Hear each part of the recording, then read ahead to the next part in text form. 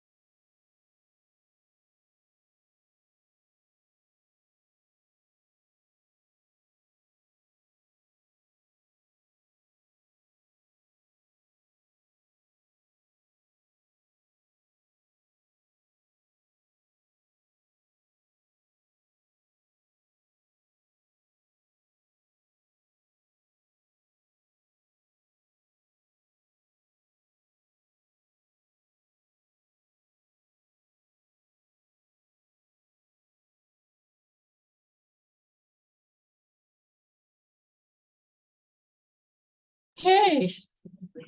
Sorry to be a few minutes late, but I wish to call to order this Board of Commissioners meeting for Monroe County. It's Wednesday, November the 8th. And I want up for the record that all three commissioners are present in the Nat U Hill room. And with that, we'll start with the public statement. We, the Monroe County Board of Commissioners, renew our commitment to welcome and protect the rights of all people, regardless of age, race, color, creed, disability, sexual orientation, gender, gender identity, marital status, economic status, and national origin. And we affirm the right of every person to live peacefully and without fear. And we will fight and resist at every step discrimination and harmful policies, whatever their source. We also stand in support of our county public school systems, both RBB and MCCSC. And with that, we will move on to department updates. Do we have Miss Kelly? There she is. Good morning. You're muted. Sorry about that. COVID hospitalizations, emergency room visits, and wastewater levels have all decreased over the past week. According to the CDC, HV1 is now the dominant COVID-19 variant that's circulating in the United States. It does not seem to cause more severe disease than other variants or escape immunity from the vaccines. We are monitoring flu and RSV. Generally in November, we begin to see increases, but they are still minimal at this time. And the Public Health Clinic has vaccines available for COVID, influenza, and RSV. You can call 812-353-3244. Thank you. Questions or comments from my colleagues? No, I don't. No, where's my mic? No, all right. Thank you. No questions. Technology today, we're just, yeah. Thank you. Yeah, I will remind people, I have a 33-year-old who was upset that he can't get RSV vaccines yet. And so I'll remind people that that's for individuals 60 and older generally, unless they have compromised immune system. Is that correct? That is correct, yes. Or infants, but yes, 60 and older is what we have available at the clinic. Right. Okay. Thank you very much. Thank you. Are there any other department updates today? I think we have Chris Myers. Yes, in person. Good morning. I was telling her I made the mistake of going to Ellettsville first, and that is never, ever a good idea, especially when I come from Brown County. So that's the way it is. Good morning, everybody. Yeah, I came in person just because it's not a very big update, but I like to do this quarterly.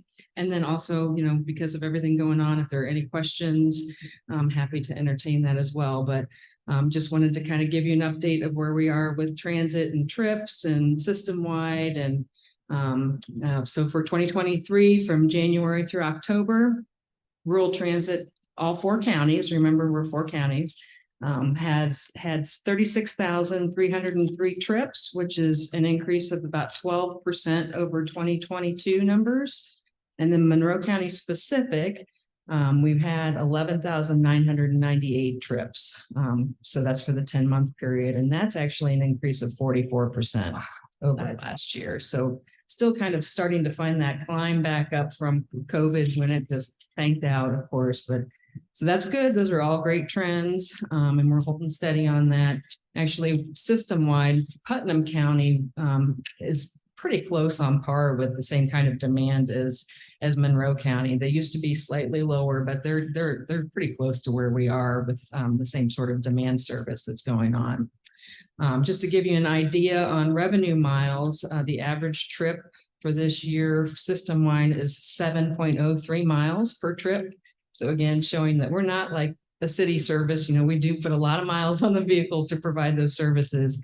And Monroe County is actually 8.31% or 8.31 miles per trip.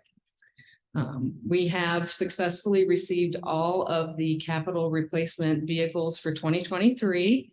and are happy to work with Richard, who's been wonderful at Monroe County, getting new plates and dealing with all the BMV stuff. So we are in the process of going through the NDOT required disposal for those. So we have the old ones that we have to take all the decals off and all the equipment out, and then we'll be disposing of those hopefully in the next few months. We go through that govdeals.com system. So that works out great.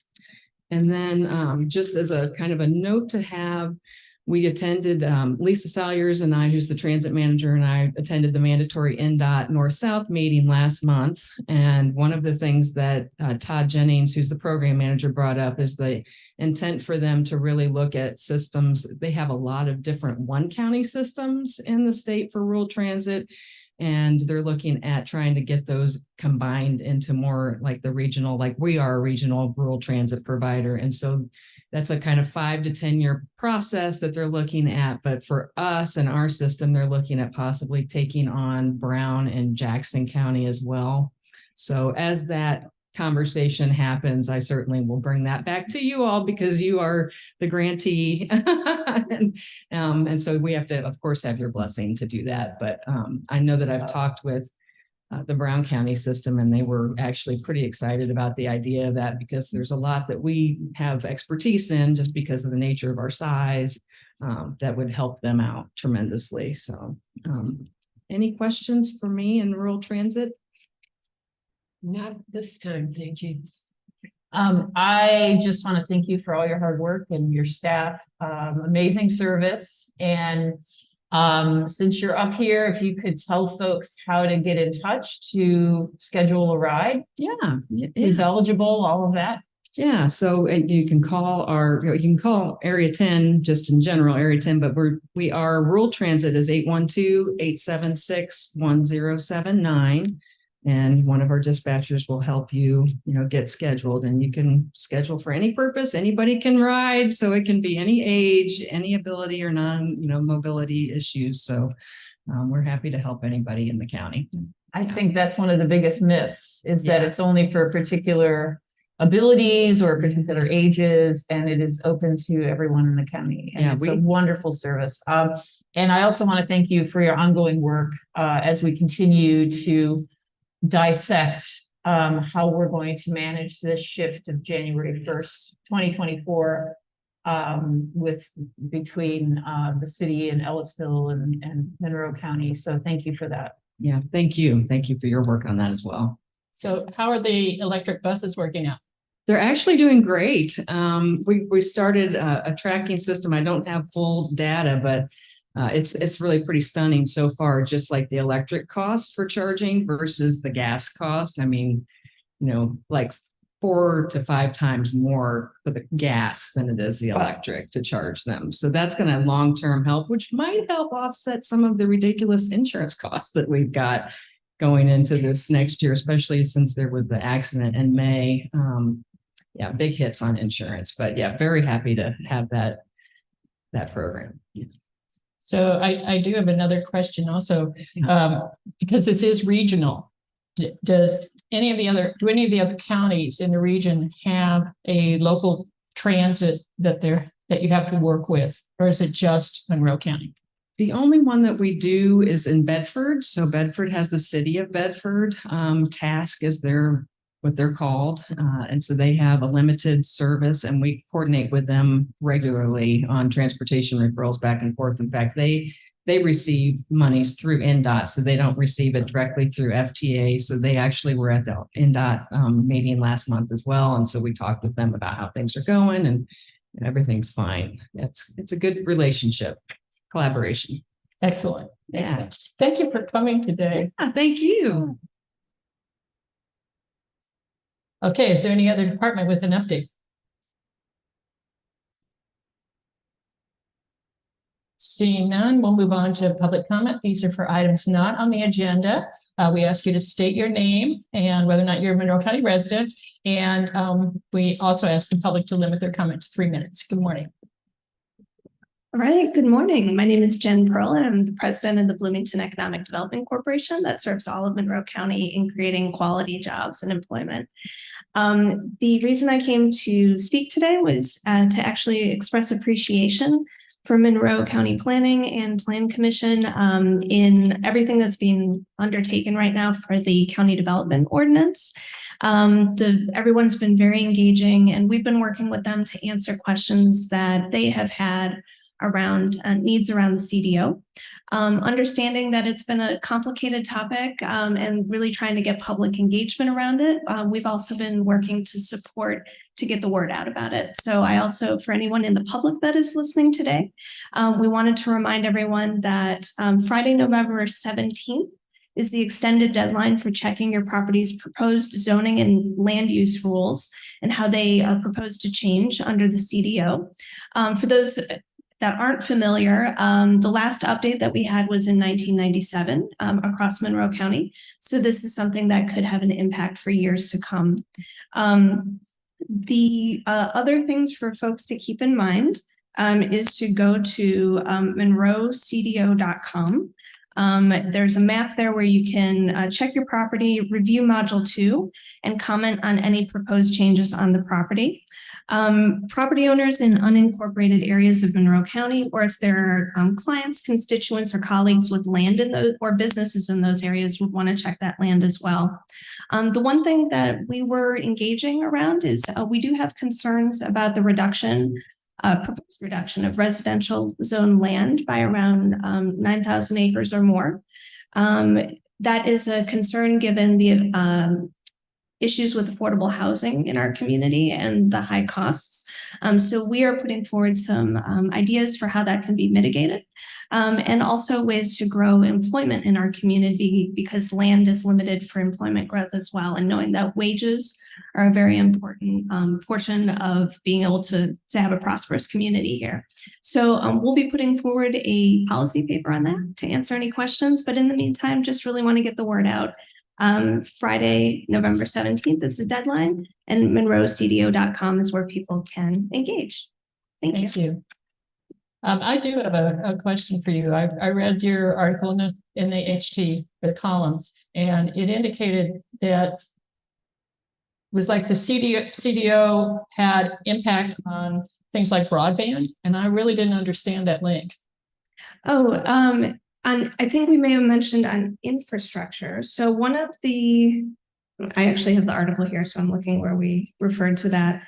So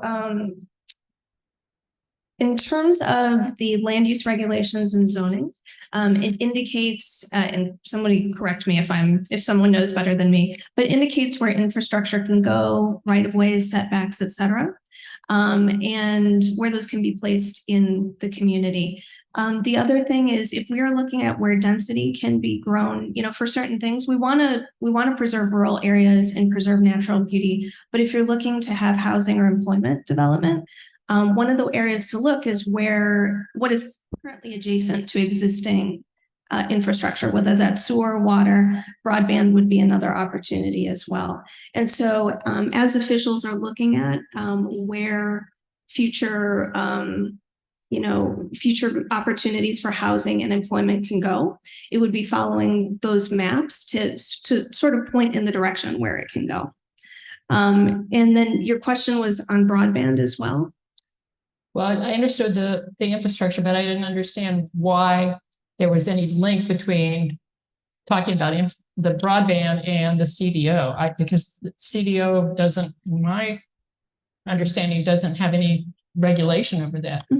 I don't recall mentioning that in the article, but I would really be happy to dig into that further and try to answer that question for you in case we had misstated that somewhere. Yeah. Thank you. Thank you so much. Appreciate Thank you it. for coming in.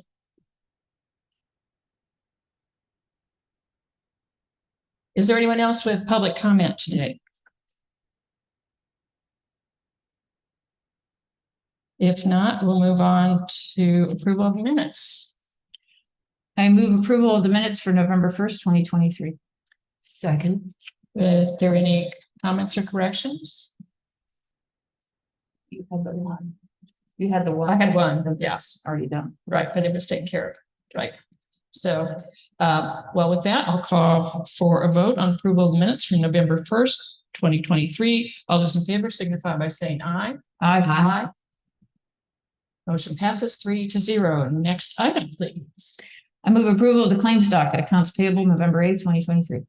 Second. And we have Mrs. Miller. Good morning. Good morning.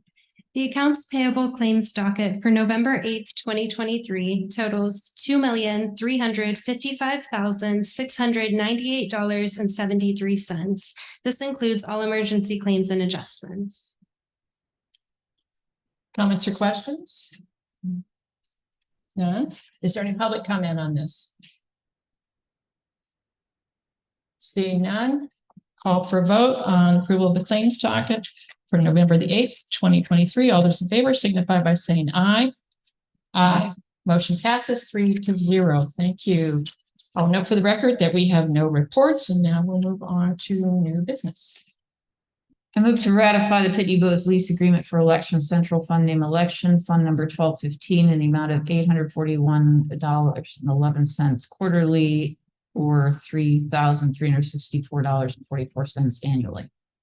Second. And we have Clerk Brown here to talk to us about this.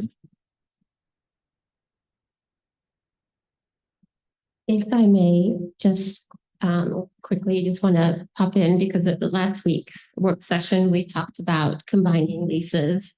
And this particular agreement has already been approved by you guys, and today you're ratifying it. We are looking at reducing the number of postage machines within the county. We've not finished our review of the various machines, but we are looking at, and I've reached out to council about this also, trying to minimize obviously the number. So we're looking at one in the Justice Building, one in the Sheriff's Department. We have one here. And then we would be looking at the use of a machine in the other buildings, because generally these cost more than what we're sometimes expending in postage. And so to be, I think, good stewards, we need to be really looking at how we're using these leases. So I just wanted to share that with you. Appreciate that. Okay. Clerk Brown, sorry. Good morning, Commissioners, and thank you for making time for me this morning. As Ms. Purdy stated, this is one of the leases that I brought to you at last week's work session for maintaining the postage machine that we have at voter registration housed in Election Central. And as the lease is up and there's not an opportunity to extend, I would very much appreciate your favorable consideration of renewal of this lease. Thank you. Comments or questions? No, I don't. I don't think we voted on this last time, so this isn't actually a ratification, did we? Yeah. Okay. I know we've tried to sleep since then, but I have it all. I haven't managed that.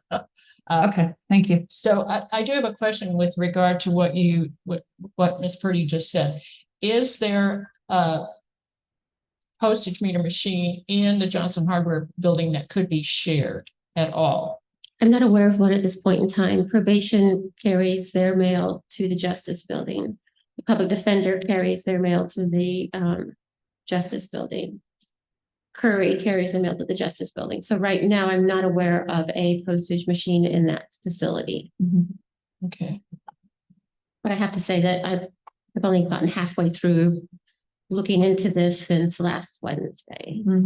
And do either of you have any sense of how much postage we're talking about in a given year out of the clerks, out of election operations? Yours has got to be very high, I would imagine. I am so sorry. I am having difficulty understanding. Oh, yeah, the acoustics in here are not great. How much actual postage goes out through election operations? Do you have any sense of that? I don't have any sense. I mean, you can imagine we have voter registration when we mail out cards to people who apply to be registered voters, and then for various pieces. We have, it depends on the election as far as the volume of mail, but of course, your ballots, your voter registry. And I mean, it just depends on what it is as far as which postage, which account it comes out of, but it is regular, ongoing, and steady. And then, of course, during elections, we have a higher volume of mail. And at that point, we have a vendor who picks the mail up for us. It doesn't just go out in regular mail. We have a vendor who can get it to Indianapolis quicker than the United States Postal Service can, which of course gets our ballots and everything out to our voters quicker. Doesn't help on the back end as far as how quickly they can get it back to us, but we push it out to them. We have the means to push it out to them as quickly as possible.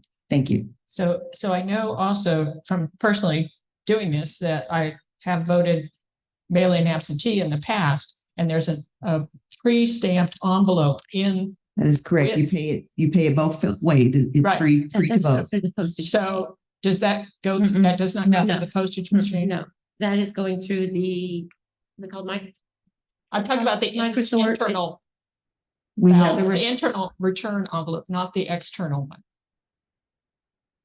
both that I have- don't know. Yeah. so- both have postage. Right, but do those go through your meter is what I'm asking.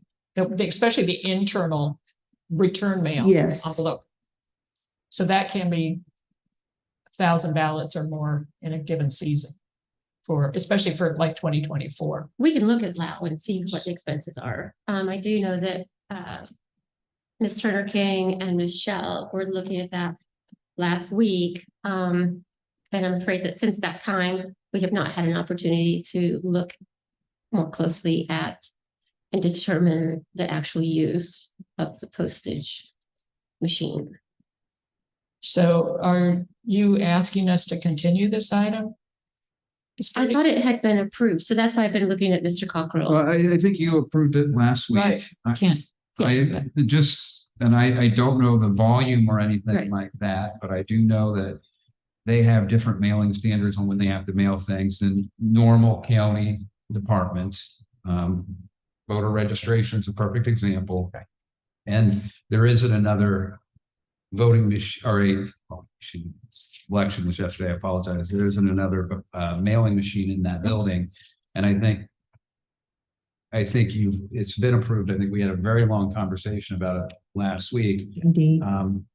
So I don't think that, I think those are all great questions, but I think that they've shown a need for the machine in that building, and it's a 5-year lease. I think it's an interesting conversation that should be had as to, they have another department that shares that building with them. How does that work? But I think that's kind of a different day, because I would also say those are incredibly different uses. We would certainly look at it, because this is going to be a commissioner's contract. And so that machine could then be used by the probation department. Right. We're working with council on unifying Yeah. the postage appropriation.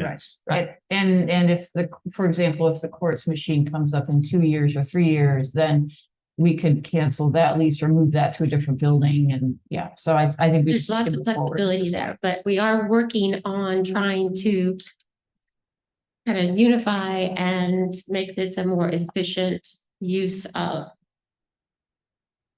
capital equipment. And I would say, as particularly with next year being a presidential election year, It will not. I think that I think that's a conversation that should be had at a future date and not necessarily for the Mhm. approval of this. Thank you, sir.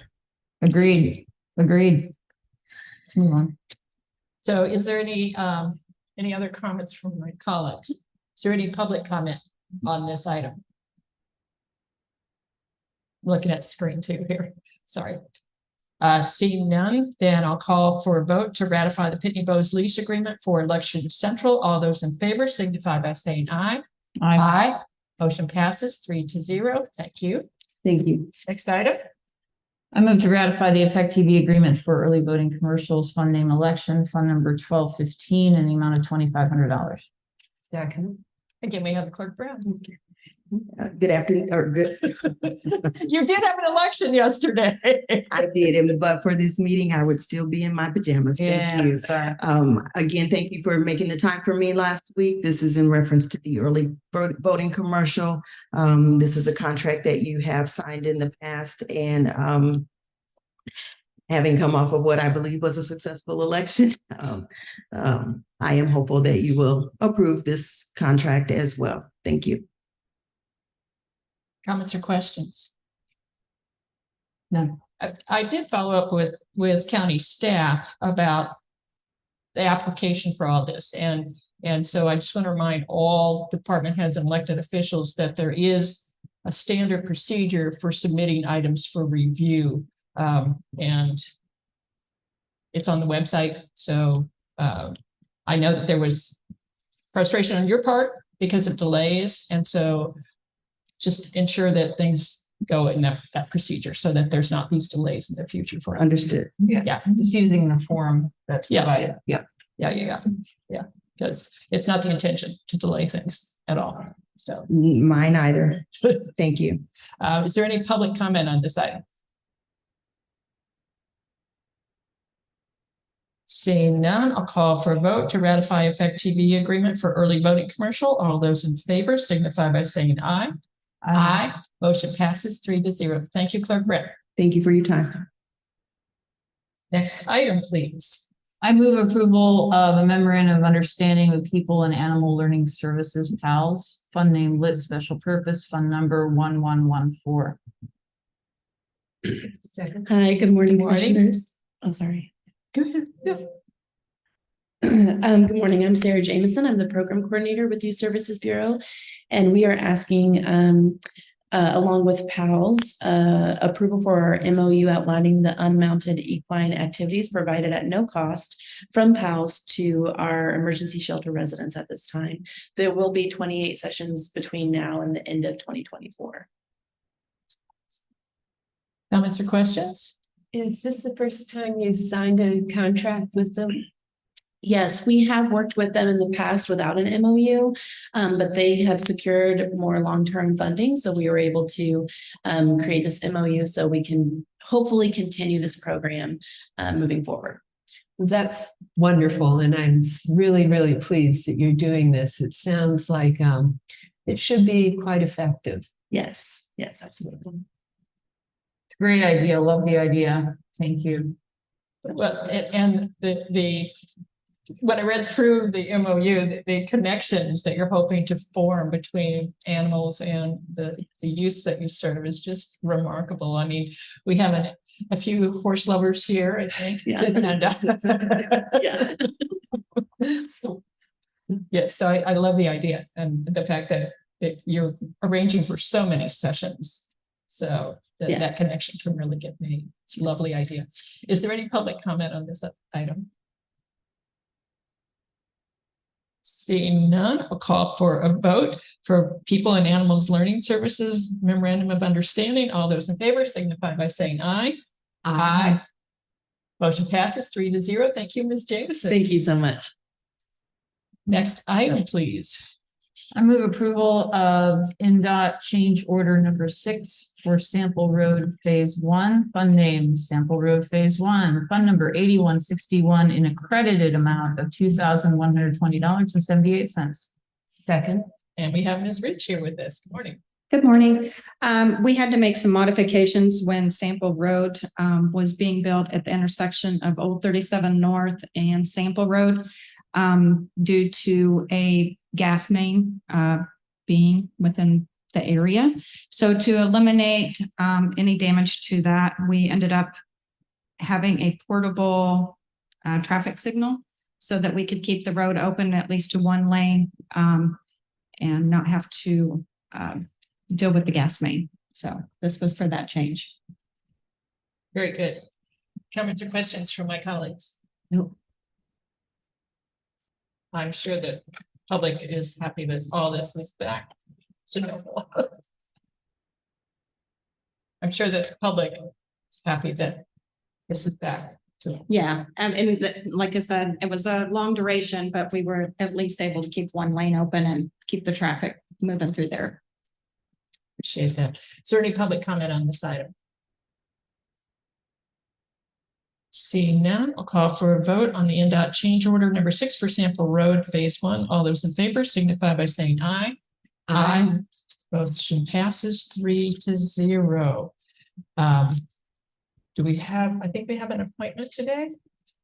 Yes, I would like to move to approve appointing Bill Williams to the South Central Regional Sewer District. Second. Is there any discussion on this? And I forgot to get when the term expired. We'll get that on this letter. Okay, so all those in favor of appointing Bill Williams to the, what was it again? The South Central Regional Sewer District. Thank you. I always mess that up. Okay, we won't talk about this. Okay. All those in favor signify by saying aye. Aye. Aye. Motion passes 3-0. With that, we'll move on to announcements. I'll remind everyone that COVID tests are still available at the health department and at the Monroe County Health Clinic on Miller Drive. We are accepting applications for some boards and commissions, and many of the current appointments will end either December 31st or January 15th or early in the year. So there will be openings again for next year. We continue to have office hours. I had one this past Monday at noon. So we host 6 of those every month. If you wish to talk with one of us during those Zoom times, you can check on the county calendar at co.monroe.in.us. You can also go to the same website to sign up for the Monroe County alert notification systems and to find who the name and contact information for your township trustee. I say that because if you are struggling to meet rent or utility payments, and if you're income qualified, we have extended additional assistance funds to county residents, and that includes individuals who live either inside the city limits from Ellisville or from Monroe or for Bloomington. We are still hosting blood drives. There is one this afternoon from 1 to 6. And Friday from 10 to 3, those are in Ivy Tech Shreve Hall. And then again, December the 13th from 1 to 6 and Friday, December 15th from 10 to 3. There's still a great need. I get 3 or 4 emails a week on this, so that I know that this is one of the things that people can do to save others' lives. As a final announcement, all Monroe County offices will be closed Friday. This is November the 10th in honor of Veterans Day, and there will be official Veterans Day celebration on Saturday. And I think there's one at Sample Gates at IU at 7:30 Friday morning, and there's somewhere others throughout the day. So, but I did want to alert people to the fact that our county offices will be closed. Do my colleagues have any other announcements to add? No, just a reminder to area residents, anyone outside the city of Bloomington or town of Ellisville, to check Monroe CDO for their proposed land use, and go to that website, and you will be able to leave some comments. You can also leave comments about other proposed zoning for other properties. It doesn't just have to be your own. So we do encourage people to get involved and do a little research and let us know what you think. Thank you. With that, we will adjourn. We will be back next week on November the 15th here in the Nat U Hill Room. It's 10:37. We do have a couple of items on a work session. So when would we like to return? 10:50 sound good? Sounds good. Okay, well then we will see you all next week, and we'll be back here at 10:50. Now I gotta disconnect the lavalier mic.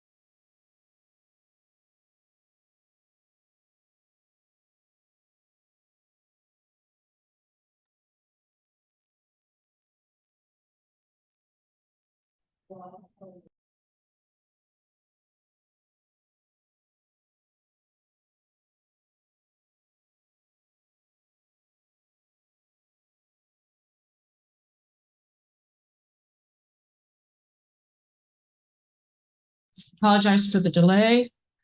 Thank you, Andrew. Wish to call to order this work session of the Monroe County Board of Commissioners. It's November the 8th. All three commissioners are present in the Nat U Hill Room. And I believe we have an item to add to the agenda as well. Do we need we don't need a motion to add an item, right? No, I think when I present it, if you feel like I'm going to request you vote on it, so you would then do a motion to approve. Okay, thank you. So the first item is for vet environmental engineering regarding the Thompson site. Mr. Cockrell, what do you have for us? Yes, we got this proposal from Vet Environmental Engineering October 27th. I received that. I forwarded it to DLZ to see if it was going to be something that they would find useful and helpful. They replied and said it would be extremely helpful to have this information. And then I later learned that this wetlands and jurisdictional water delineation work has to be done prior to all the leaves falling from the trees. Otherwise, it becomes difficult to figure out where the jurisdictional water delineation will occur. And so they asked for and criticized me if what I did was inappropriate. They said they could do it yesterday and Monday and Tuesday.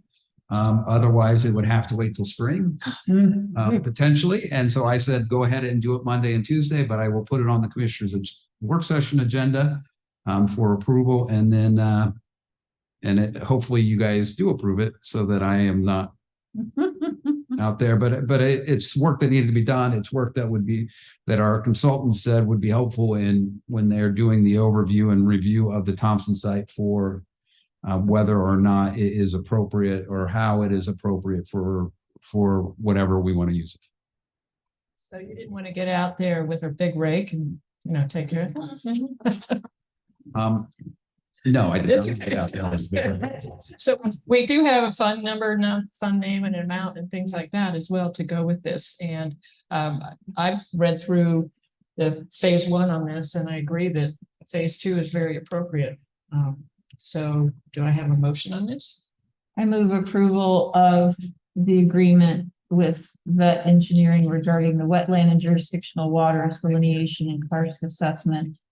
The fund number is 4816. Yes.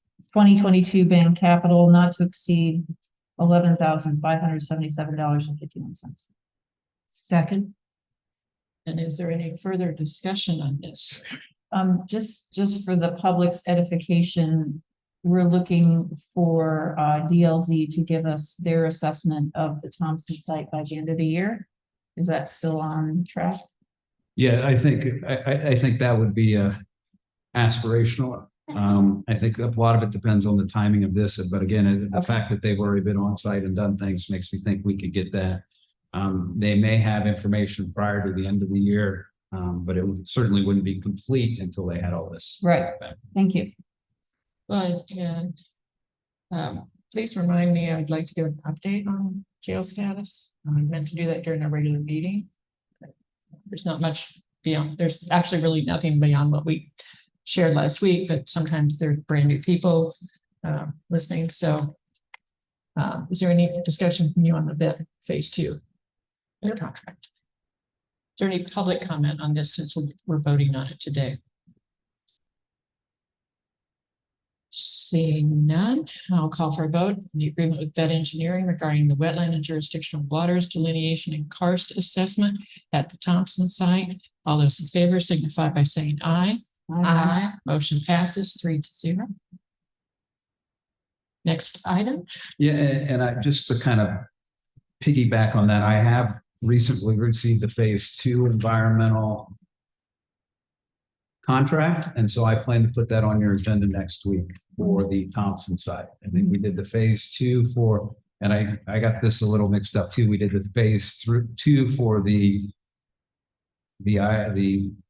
the item associated with what I'm about to present, which is the IRA property. We did that. We expect to have that back next week, but I wanted to just make it clear that this isn't the phase two, but it's coming. And again, the phase one indicated that there was an old railroad line that needed some additional look at. And so we'll get that on your agenda for next week. But the other item I have is a memorandum of understanding with the Indiana Recovery Alliance. As I'm sure you all remember, we got awarded a state grant for which 350,000 of that state grant was to be used towards the purchase of a site and a building for their operations. And so this, with the they have identified a site, and with the expectation that the phase two will be back next week. That is the last, other than this agreement, that's the last hurdle before they can close on that property. And then they're really wanting to close on that property as soon as possible. And so this is the agreement that provides the safeguards that we requested, and basically the exhibit to this is the grant agreement. So they are assuring us they've read the grant agreement, that they can comply with all the reporting requirements, and that they'll work with us through that.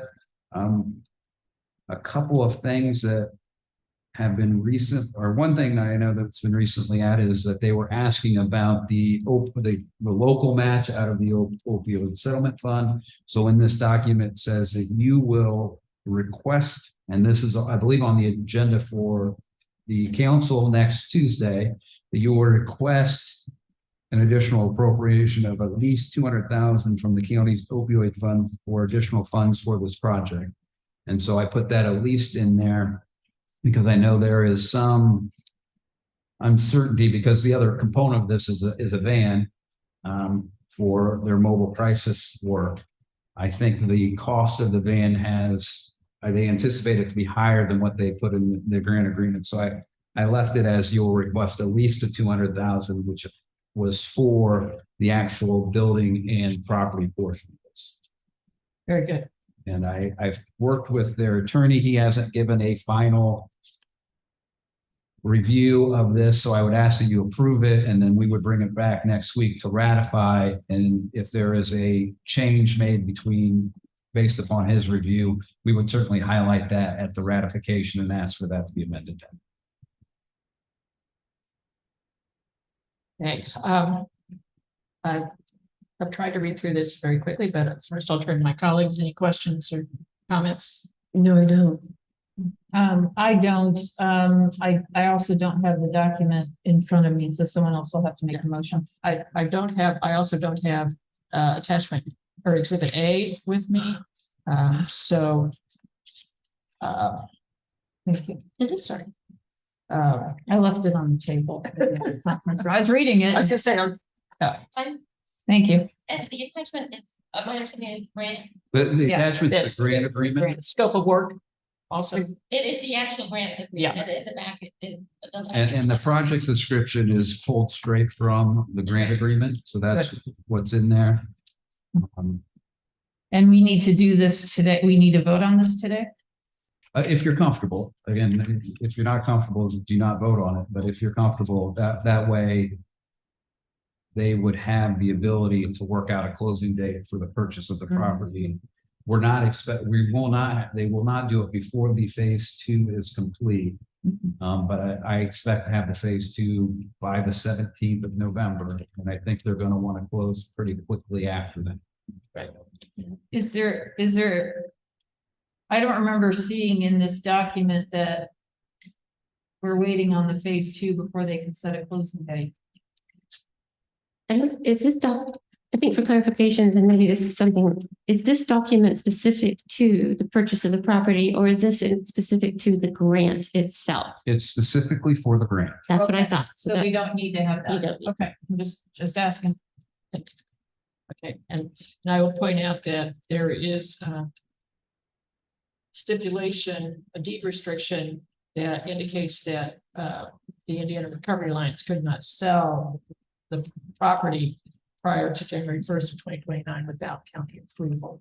And I think that's important to note in there, that we're not just lively handing over money, but I also, having worked with people at the Indiana Recovery Alliance, I know how passionate they are about doing this work. And I do support this MOU. So I'm gonna go ahead and make a motion to approve memorandum of understanding between Monroe County and the Indiana Recovery Alliance. Second. Thank you. Is there any other discussion on this item? Is there any public discussion on this item? Ms. Purdy, did you want to say anything else? I noticed you tapped your mic. Okay, sorry, just trying to be sensitive here to what's going on. Okay, seeing no other discussion, I'll call for a vote on the memorandum of understanding between Monroe County and the Indiana Recovery Alliance for the grant specifically. All those in favor signify by saying aye. Aye. Motion passes 3-0, and we will bring this back next week for ratification.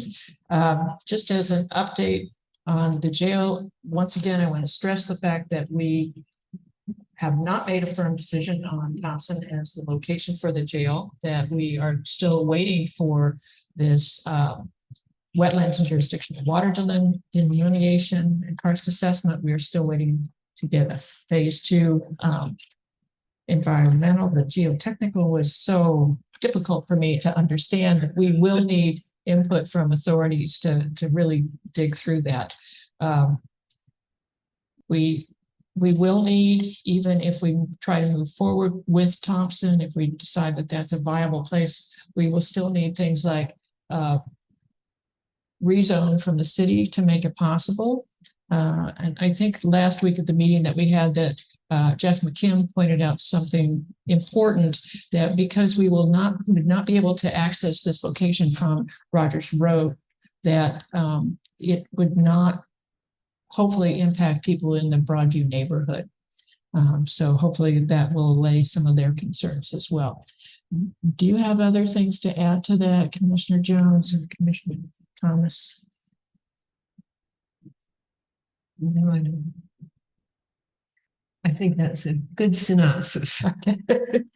I don't want to bore people with it, but I do want to repeat the fact that we have not yet made a decision, and that decision will be made not solely by us, because we will have input from especially our colleagues on the county council. We also have not made a decision on co-location yet, which also is important to go along with this.